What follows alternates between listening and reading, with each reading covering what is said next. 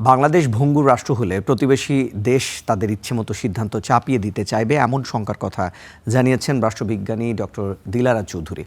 আধিপত্যবাদ বিরোধী নাগরিক সমাজ আয়োজিত এক আলোচনা সভায় অংশ নিয়ে বক্তারা আরও বলেছেন, এই পরিস্থিতি থেকে উত্তরণের জন্য সামরিক ও প্রতিরক্ষা সক্ষমতার পাশাপাশি বাড়াতে হবে জ্বালানি ও তথ্য প্রযুক্তির সক্ষমতাও।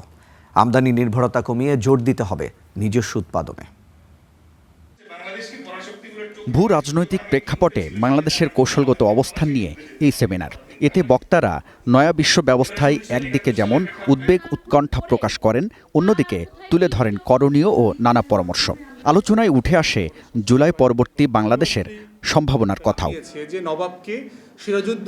সেমিনারে ভারতের আগ্রাসন প্রতিরোধে সামরিক সক্ষমতা বৃদ্ধির পরামর্শ দেন বক্তারা। বলেন, দেশের সবচেয়ে বড় শক্তি বিস্তীর্ণ সমুদ্র সীমার ব্যবহার বাড়াতে হবে। যখনই ইন্টারিম গভর্নমেন্ট আসলো, আমাদের বিজিবির আচরণ পাল্টে গেল। প্রতিদিন বর্ডারে গুলি করে মানুষ মারে, আর এবার ঢুকলে কি করে, বিজিবি তাকে ধরে, বিজিবির পা ধরে বিএসএফ বসে থাকে। That is the difference we made.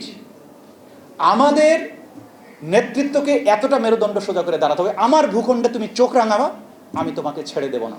আধিপত্য বিরোধী চিন্তা ভাবনা করতে হলে নিজের সক্ষমতাগুলো কোথায় কোথায় বাড়ানো যায়, এটা খুব গভীরভাবে চিন্তা করা উচিত।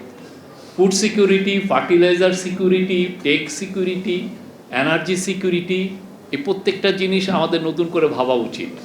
বৈদেশিক বাণিজ্য বৃদ্ধির পাশাপাশি রপ্তানি বহুমুখীকরণ করার পরামর্শ দেন আলোচকরা। ভারসাম্যপূর্ণ কূটনীতি ও বাণিজ্য নীতি থাকা প্রয়োজন বলেও অভিমত দেন বক্তারা। সরকার বদল বা সরকারের নেতৃত্বকে দিচ্ছে সেই বদলের চাইতেও রাজনৈতিক সংস্কৃতিতে বদল হয়েছে কিনা সেই জিনিসটা ভাবাটা বেশি গুরুত্বপূর্ণ। রাষ্ট্রকে প্রকৃত অর্থে সার্বভৌম, মানে যেটাতে আমাদের পররাষ্ট্রনীতি এবং প্রতিরক্ষা নীতি এবং অর্থনৈতিক শক্তি, এই তিনটাই যাতে বজায় থাকে। প্রতিবেশীদের আগ্রাসন ঠেকাতে হলে সীমান্ত সুরক্ষা বাড়ানোর তাগিদ দেন এ রাষ্ট্রবিজ্ঞানী। বাংলাদেশ এখন একটা অত্যন্ত সংকটময় মুহূর্তে দাঁড়িয়ে আছে। তোমার যে প্রতিবেশী, সে কিন্তু তোমার বন্ধু নয়। তাকে সবসময় অস্থিতিশীল রাখবে, যাতে তোমার জাতীয় স্বার্থ উদ্ধার হয়।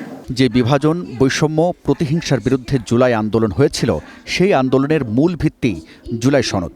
এটি অস্বীকার করার সুযোগ নেই বলেও মন্তব্য করেন বক্তারা। জুলাইকে ধারণা করার মধ্যে তাদের মধ্যে কিছু দ্বিধাদ্বন্দ্ব আছে বলে আমার কাছে প্রতীয়মান হয়, কারণ তারা গণভোটকে অস্বীকার করেছে।